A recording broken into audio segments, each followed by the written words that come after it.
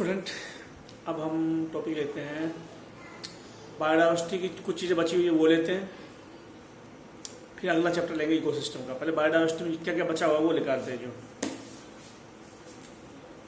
Biodiversity जो होती है, चैप्टर का नाम है बायोजियोग्राफिकल रीजन या एरिया। कितने इंडिया को कितने बायोजियोग्राफिकल रीजन या बायोजियोग्राफिकल एरिया में बांटा था? 10। मैंने इंडिया का मैप बना के उसके बायोजियोग्राफिकल रीजन दिखाए थे। अब आता है एल्टीट्यूड पे स्पीसीज का gradient. Species gradient at altitude. Species gradient at altitude. और आंट की स्पीसीज का डायग्राम लेंगे। एल्टीट्यूड के ऊपर आंट की स्पीसीज का नंबर घटता है या बढ़ता है वो ले रहे हैं।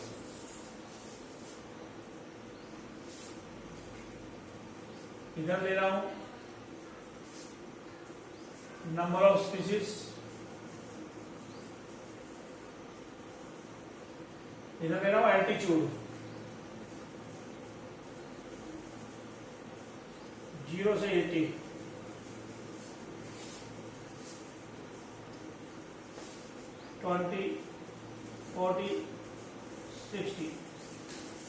इधर एल्टीट्यूड लेगा 0 से 20, 40, 60। एल्टीट्यूड मतलब पोल की तरफ जाना।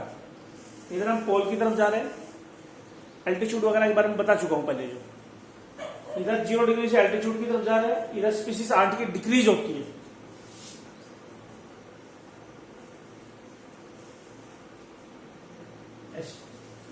यानी आंट की स्पीसीज भी डिक्रीज होती है, हर स्पीसीज की डिक्रीज होती है। जब हम पोल से इक्वेटर की तरफ जाते हैं तो हर इक्वेटर से पोल की तरफ एल्टीट्यूड ज्यादा है। 40, 20, 40, 60, 80 ऐसे। 0 डिग्री का मतलब tropical area.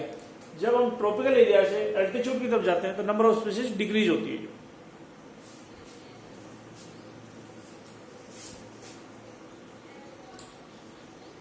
Ramsar site.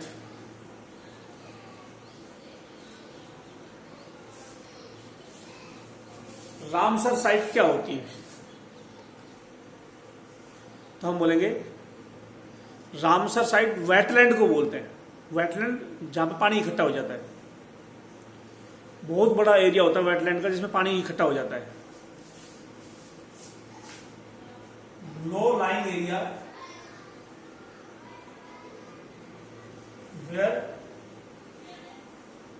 Water is accumulated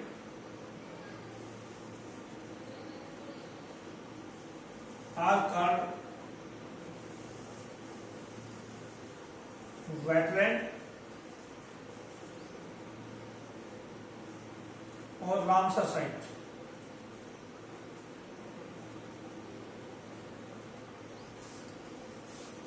low lying area मतलब निचान में जो एरिया मिलते हैं, जो ऊंचाई पे ना मिले, नीचे एरिया पे मिले।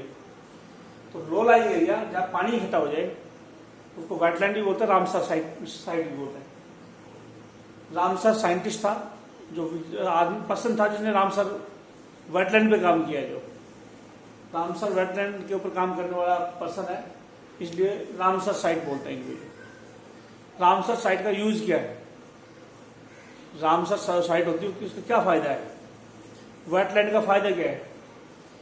3 फायदे बताता हूं। एक तो फ्लड का पानी वहां रुक जाता है, रहने वाले एरिया पे नहीं आ पाता। फ्लड का पानी वेटलैंड में स्टोर हो जाता है और जहां लोग रहते हैं वहां नहीं पहुंच पाता। दूसरा, वेटलैंड का पानी ग्राउंड वाटर को रिचार्ज करेगा, नीचे चला जाएगा, कैपिलरी वाटर के रूप में नीचे चला जाएगा और वाटर का लेवल जो ऊपर आ जाएगा जो। और वहां पे वेटलैंड में कुछ बर्ड्स और कुछ एनिमल भी वहां पे रहते हैं, तो रहने के लिए जगह भी मिल गई एनिमल को। जो क्या लिखूं?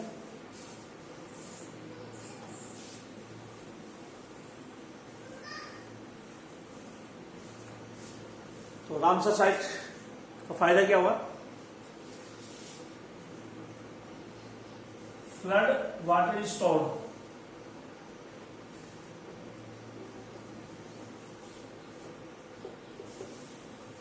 एक तो फ्लड का पानी रुक जाएगा वहां पे, ठीक है, फ्लड का पानी स्टोर हो गया।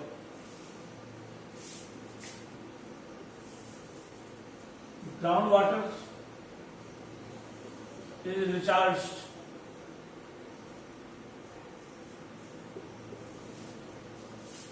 ग्राउंड वाटर रिचार्ज का मतलब नीचे जो धरती के अंदर पानी है वो उसका लेवल ऊपर आ जाएगा। जो many animals live in the wetlands,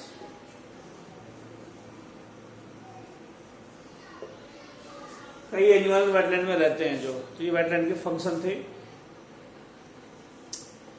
अब हम आते हैं एक्सटिंक्शन कितने टाइप के होते हैं, स्पीसीज खत्म होती है इसको एक्सटिंक्शन बोलते हैं। कितने टाइप के होते हैं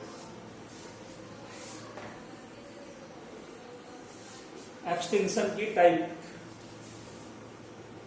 तो हम बोलेंगे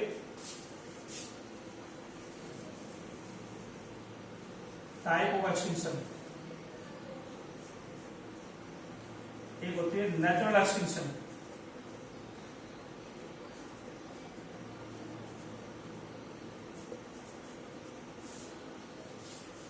एक स्पीसीज अपने आप खत्म हो जाती है, जो स्पीसीज अडप्ट नहीं कर पाती वो खत्म हो जाती है, जो अडप्ट कर जाती है वो बच जाती है।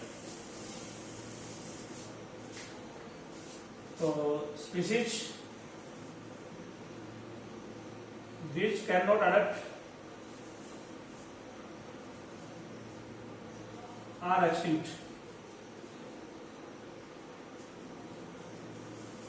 जो स्पीसीज अडप्ट नहीं कर पाती खत्म हो जाती है, अडप्ट कर जाती है बच जाती है। जो तो ये है नेचुरल एक्सटिंक्शन। इस स्पीसीज एक्सटिंक्शन में किसी ने रोल प्ले नहीं किया, अपने आप खत्म हुई है, किसी ने हेल्प नहीं की। जो दूसरा एंथ्रोपोजेनिक एक्सटिंक्शन,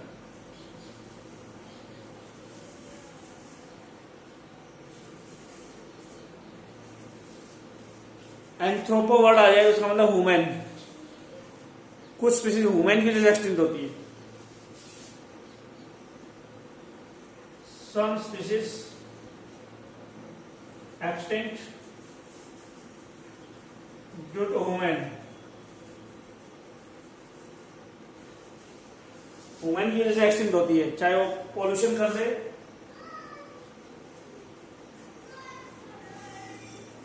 फॉरेस्ट्री,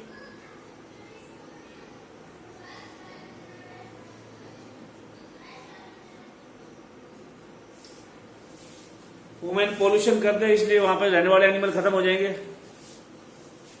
फॉरेस्ट्री में ह्यूमन स्पेशल टाइप के पेड़ लगा देता है, साल और सागवान के, ह्यूमन साल और सागवान के पेड़ लगा देगा, नॉर्मल पेड़ काट देगा। तो साल और सागवान पे बीमारी होगी तो सारे एक ही टाइप के पेड़ जल्दी खत्म हो जाएंगे। कोई बीमारी फॉरेस्ट में फैलेगी तो सारे पेड़ थोड़ी खत्म होंगे, कुछ पेड़ खत्म होंगे क्योंकि बहुत टाइप के पेड़ होते हैं।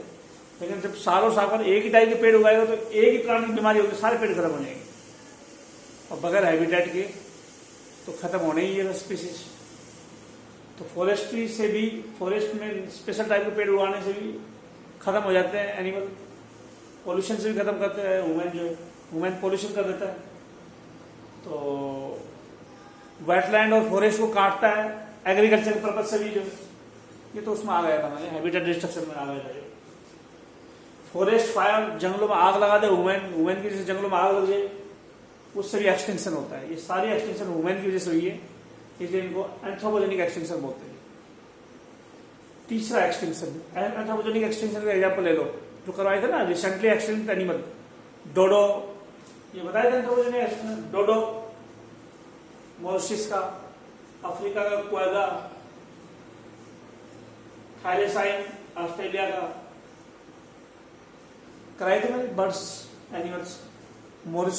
मॉरिशस का डोडो, अफ्रीका का क्वेगा और थैलेसाइन ऑस्ट्रेलिया का। ये वो एनिमल है जो अभी खत्म हुए, ह्यूमन की वजह से खत्म हुए। ये एंथ्रोपोजेनिक एक्सटिंक्शन है। तीसरा एक्सटिंक्शन और होता है, वो कौन सा एक्सटिंक्शन होता है वो कराता हूं।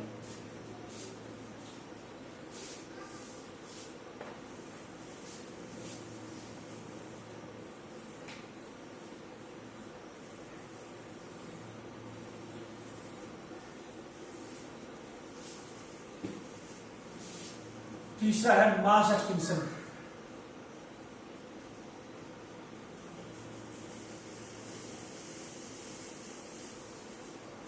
तीसरा है मास एक्सटिंक्शन, एक साथ कई स्पीसीज खत्म हो, क्योंकि नेचुरल एक्सटिंक्शन में या एंथ्रोपोजेनिक एक्सटिंक्शन में ज्यादा स्पीसीज खत्म नहीं होती एक साथ, बहुत ज्यादा स्पीसीज एक साथ खत्म हो तो उसको हम बोलेंगे मास एक्सटिंक्शन। चाहे ऊपर से मेटेओराइट गिर जाए, जिसको उल्का पिंड बोलते हैं, इससे भी बहुत स्पीसीज खत्म हो सकती है। मास एक्सटिंक्शन किसको बोलते हैं? Extinction of large number of species.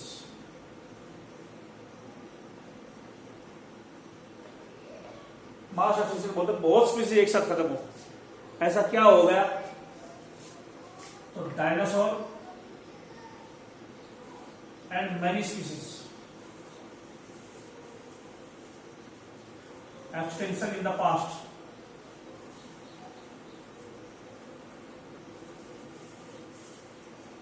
ये हुआ था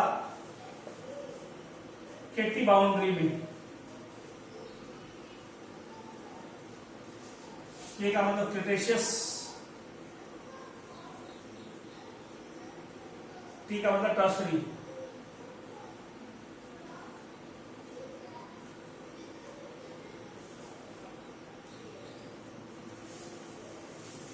के का मतलब क्रिटेशियस, टी का मतलब टर्सरी। क्रिटेशियस पीरियड और टर्सरी पीरियड के बीच में मास एक्सटिंक्शन हुआ था और यहां डायनासोर खत्म हुए थे जो। तो इस तरह से बहुत ज्यादा एनिमल एक साथ खत्म हो, किसी भी रीजन से खत्म हो, तो उसको मास एक्सटिंक्शन हम बोलते हैं। बायोस्फीयर रिजर्व को 3 जोन में बांटते हैं, कौन कौन से?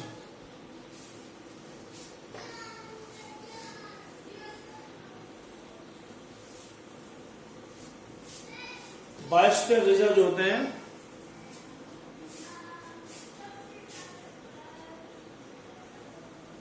बायोस्फीयर रिजर्व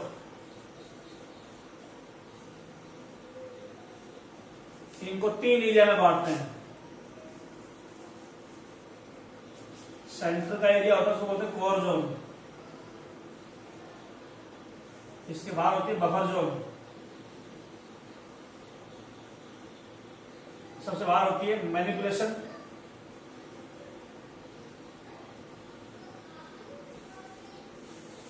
या ट्रांजिशनल जोन।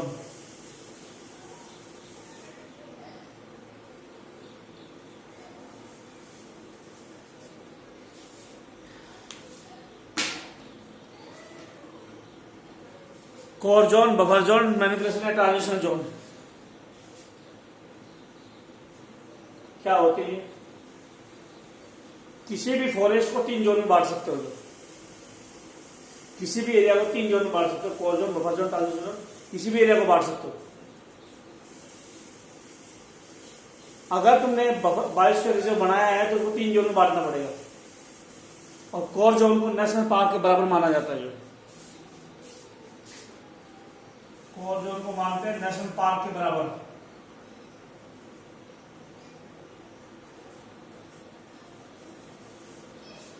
बफर जोन को बांटते हैं सेंचुरी के बराबर।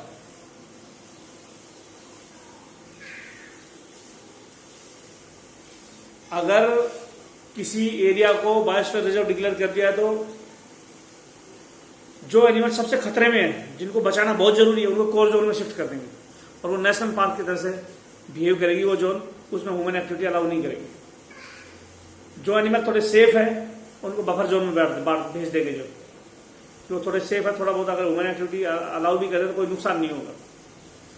और मैनिपुलेशन और ट्रांजिशनल जोन में एक्टिविटी काफी ज्यादा होगी। 14 बायोस्फीयर रिजर्व है इंडिया के अंदर। पहला बायोस्फीयर रिजर्व कौन सा था? जो first biosphere reserve of India Nilgiri hills,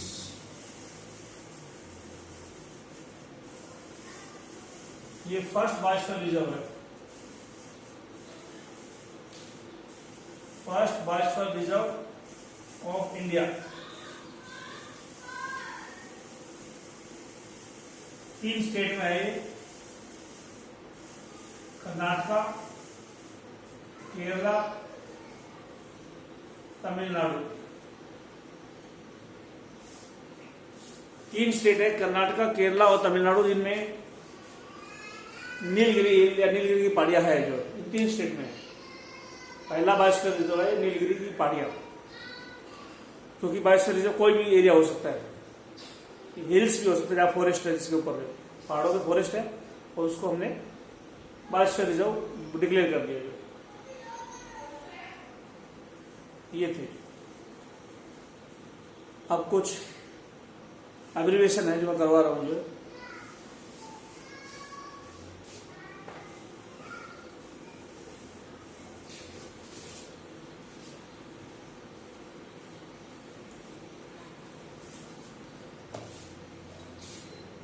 IBWL,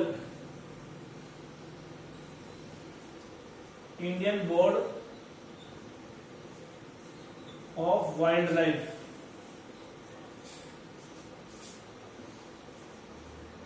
first time wildlife word was given by Hornady in book Our Vanishing Wildlife।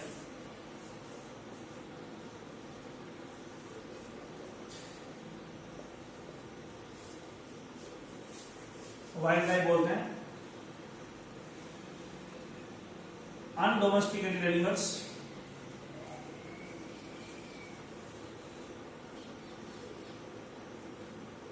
Uncultivated plant.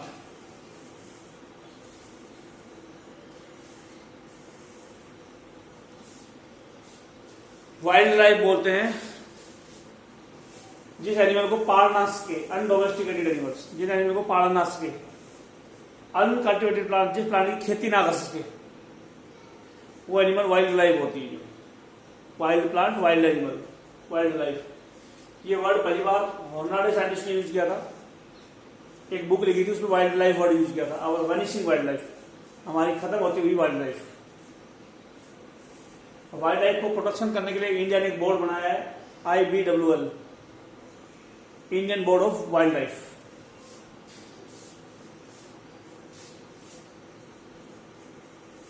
Kajri, central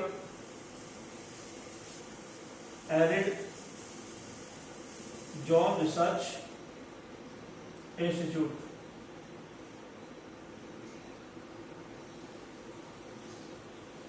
Jodhpur.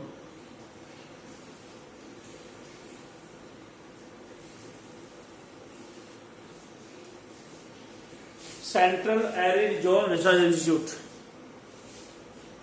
Arid zone मतलब सूखा एरिया, रिसर्च इंस्टीट्यूट जहां पर research होती है। जोधपुर राजस्थान में सूखे एरिया की research करते हैं कजरी, central arid zone research institute, central research institute है, स्टेट की नहीं है। एरिड जोन सूखे एरिया की रिसर्च करती है Kajri.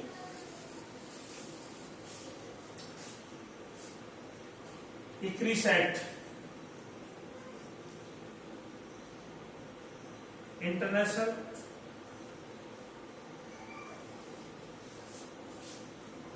Crop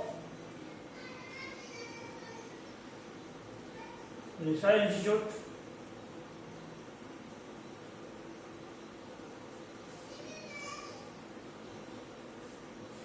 semi arid tropic, Hyderabad.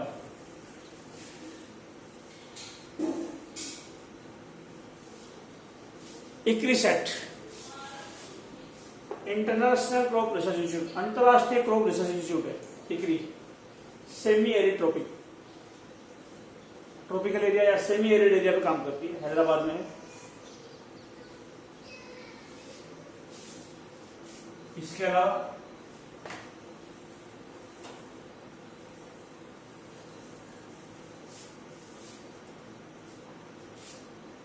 BSI, botanical survey of India,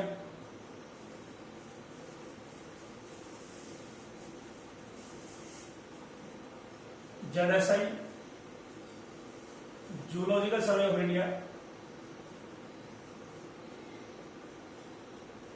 IUCN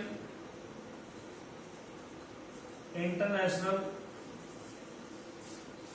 union of conservation of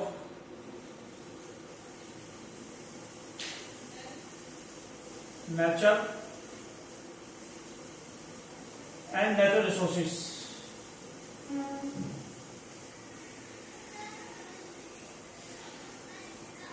UNDP united nation development programme,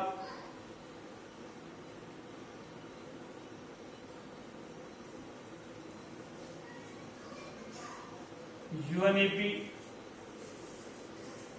United nation environmental programme,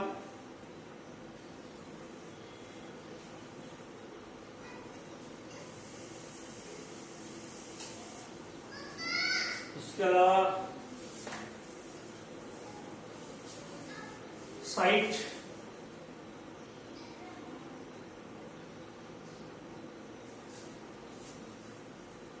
convention of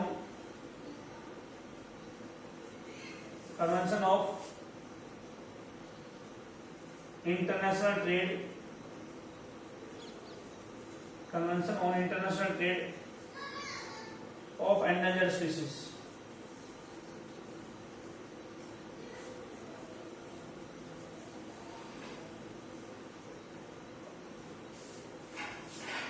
BSI botanical survey of India plant की survey करती है कि कितने plant है, कहाँ कहाँ कितनी species है प्लांट की, कौन सी खत्म हो रखी है कौन सी नहीं है। इंडिया के अंदर प्लांट की सर्वे करती है BSI। इंडिया में एनिमल की सर्वे करती है ZSI, botanical survey of India सर्वे करती है, एनिमल की सर्वे करती है। IU इंटरनेशनल यूनियन अंतरराष्ट्रीय संघ ये बचाती है, कंजर्व करती है किसको, नेचर एंड नेचुरल रिसोर्सेज को। IUCN नेचर को प्रोटेक्ट करती है और नेचुरल रिसोर्सेज को भी प्रोटेक्ट करती है।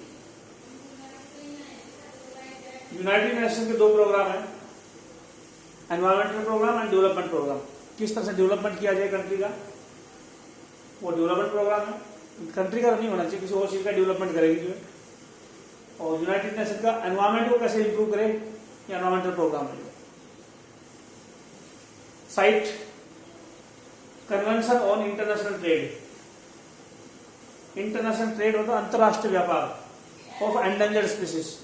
जो स्पीसीज खत्म हो रखी है, जो स्पीसीज खत्म हो रखी है उसका अंतरराष्ट्रीय व्यापार हो रहा है, तो उसको रोकने के लिए इंस्टीट्यूट है, ऑर्गेनाइजेशन है, काइट्स इंस्टीट्यूट नहीं ऑर्गेनाइजेशन संस्था है जो एंडेंजर्ड स्पीसीज होती है, जो स्पीसीज खत्म हो रही है उनके अंतरराष्ट्रीय व्यापार को रोकती है, इंटरनेशनल ट्रेड को रोकती है। ठीक है,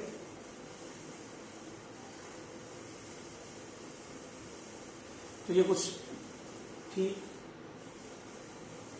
एब्रिविएशन। एलन की बुक नहीं मिली मेरे को, मेरे पास थी जो है। एलन की बुक में और एब्रिविएशन है और डिटेल है, वो बाद में लूंगा। मैंने ट्रूमैन से करवा दिया है।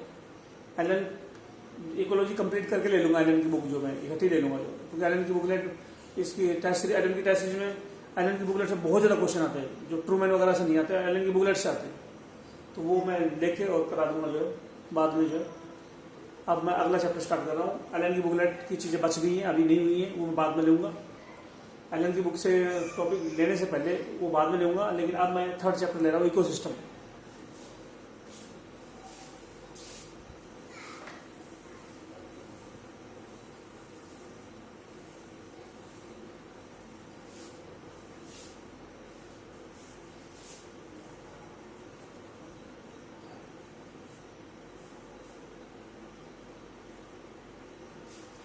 Ecosystem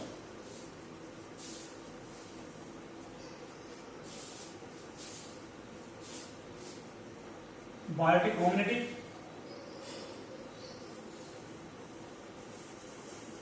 plus environment.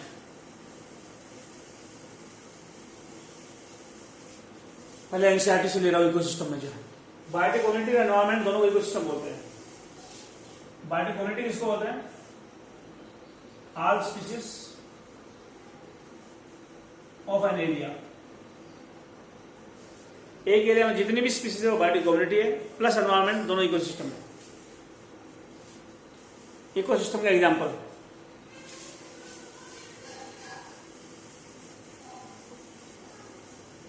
Aquatic ecosystem,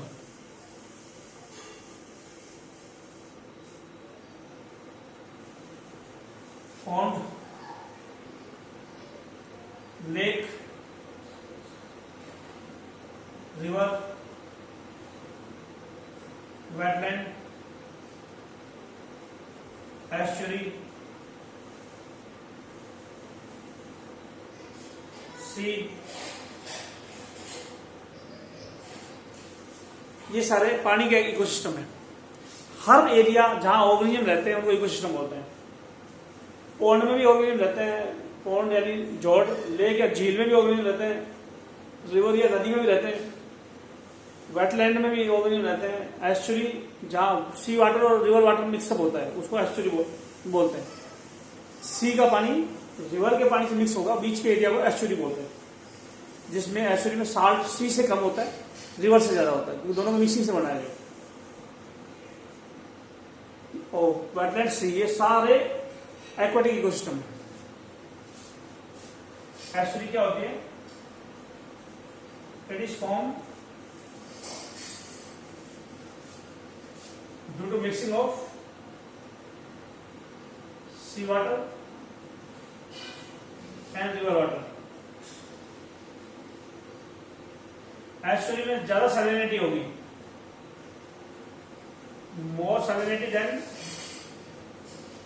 river and less than sea water.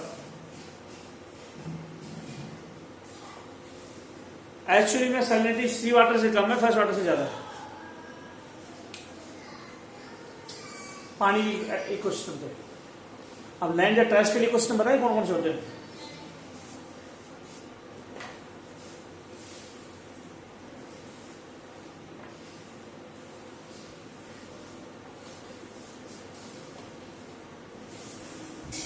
Terrestrial ecosystem,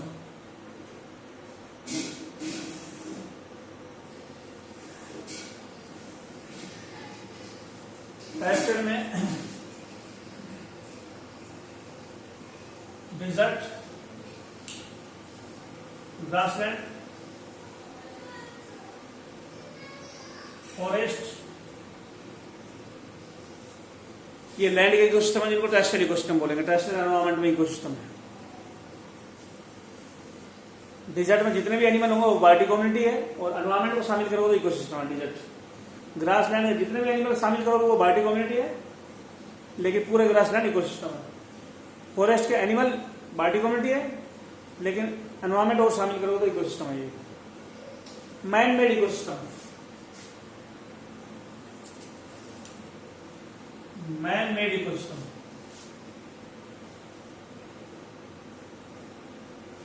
ये है क्रॉपलैंड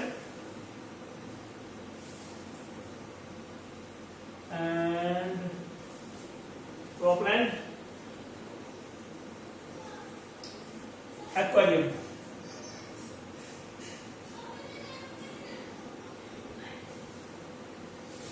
क्रॉपलैंड और एक्वेरियम, ये दो। क्रॉपलैंड का मतलब कोई खेत है जिसमें फसल कर रखी है, वो भी इकोसिस्टम है, लेकिन मैन ने बनाया है।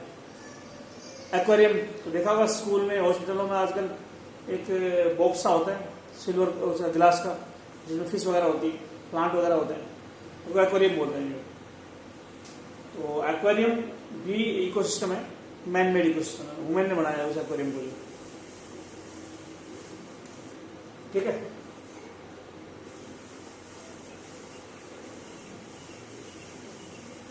और अगला टॉपिक ले,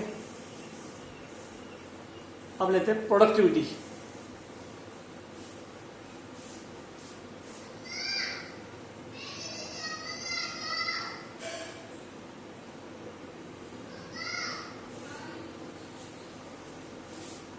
कितनी स्पीड से ऑर्गेनिक मैटर बनता है?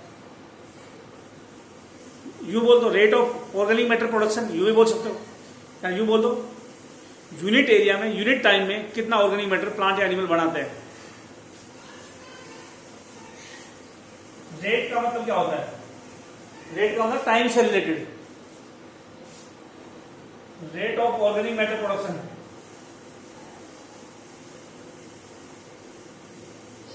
Rate of organic matter production by plants and animals.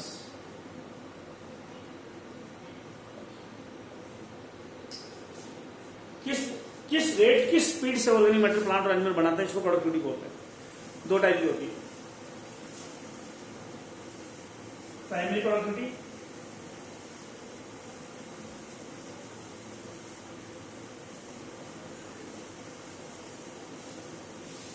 जिस रेट से ऑर्गेनिक मैटर प्लांट बनाते हैं उसको प्राइमरी प्रोडक्टिविटी बोलते हैं, एनिमल बनाते हैं तो सेकेंडरी प्रोडक्टिविटी बोलते हैं। चाहे रेट लिख दो या यूं लिख दो, amount of organic matter synthesised by the plant in unit area, unit time. Amount of organic matter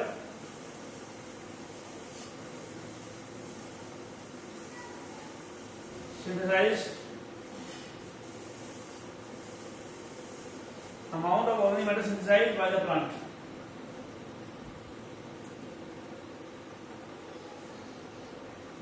in unit area and unit time. एक फिक्स एरिया है, उसमें कितना ऑर्गेनिक मैटर बनाया है प्लांट ने, तो प्लांट से रिलेटेड है प्राइमरी प्रोडक्टिविटी। प्लांट कितना ऑर्गेनिक मैटर बना देता है यूनिट एरिया में, यूनिट टाइम में, इसको प्राइमरी प्रोडक्टिविटी बोलते हैं। जो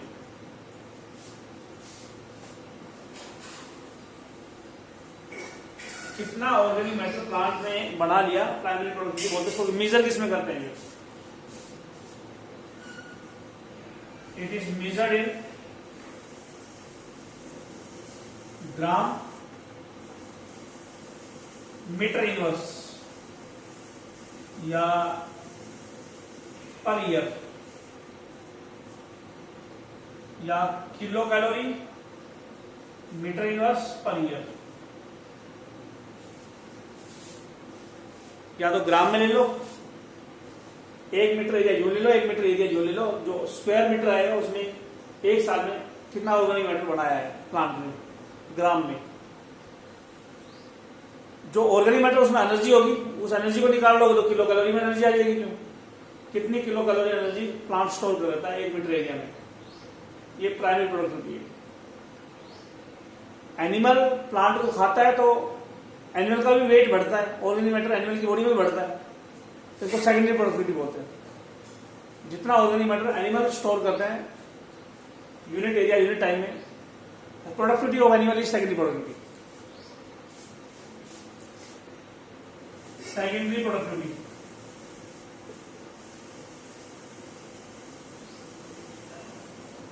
productivity of animals.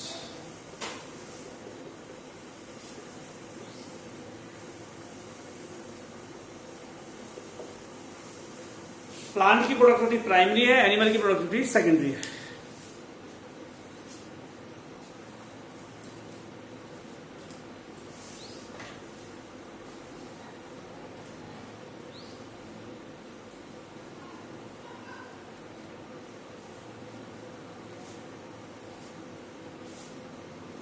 Primary productivity दो टाइप की होती है। Primary productivity gross and net. Primary productivity दो टाइप की होती है, gross primary productivity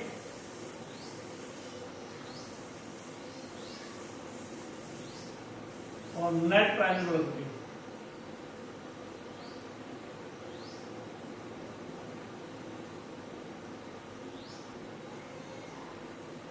primary productivity दो टाइप की होती है, ग्रॉस और नेट। टोटल होती है उसको ग्रॉस बोलते हैं, लेकिन कुछ एनर्जी रेस्पिरेशन में लॉस हो जाती है।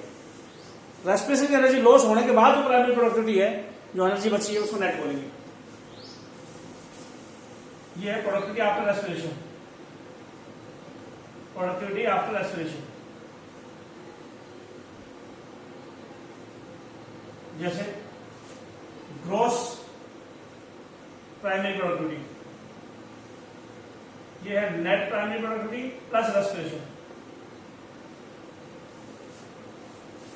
ग्रॉस प्राइमरी प्रोडक्टिविटी दो टाइप होती है, नेट और रेस्पिरेशन। नेट क्या हो जाएगी, अगर इसकी वैल्यू निकालें तो इसको माइनस में कर देंगे, जीपीपी माइनस रेस्पिरेशन, और रेस्पिरेशन निकालना हो तो एनपीपी को माइनस कर देंगे।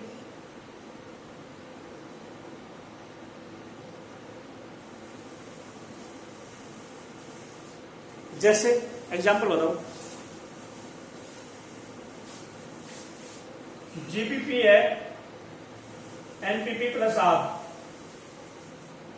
मानो 20 है, ये है 60 और ये है 80।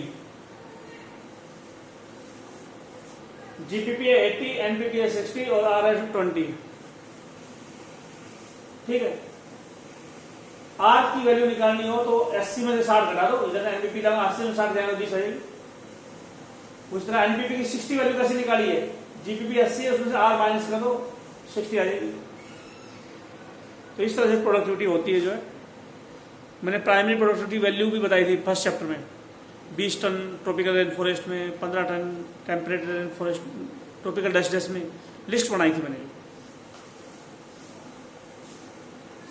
पूरी दुनिया की प्राइमरी प्रोडक्टिविटी कितनी है, मतलब पूरी दुनिया के प्लांट कितना ऑर्गेनिक मैटर बढ़ा लेते साल में। प्राइमरी प्रोडक्टिविटी जो है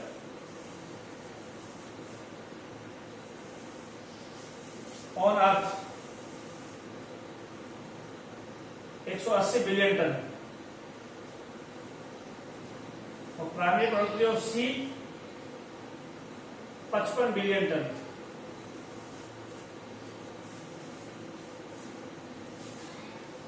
तीस परसेंट से ज्यादा लैंड की प्राइमरी प्रोडक्टिविटी है। सी में प्राइमरी प्रोडक्टिविटी 55 बिलियन टन है, बहुत कम है, और अर्थ की 180 है या 160 है, चेक करना, 180 है या 160 है, चेक करना। सी की प्राइमरी प्रोडक्टिविटी कम क्यों है, फोटोसिंथेसिस कम क्यों होती है, फोटोसिंथेसिस कम होगी, प्राइमरी प्रोडक्टिविटी कम होगी, क्योंकि वहां पर नाइट्रोजन कम है और लाइट कम मिल पाती है इस प्लांट को। जो less primary productivity of sea due to, क्यों कम है, less light and less nitrogen in sea. Sea में नाइट्रोजन भी कम है,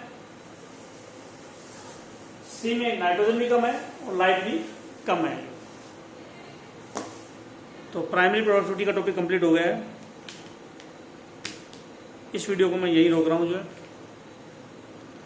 अगला टॉपिक अगले लेक्चर से देखेंगे जो फूड चेन, फूड वेब, ये टॉपिक लेंगे जो।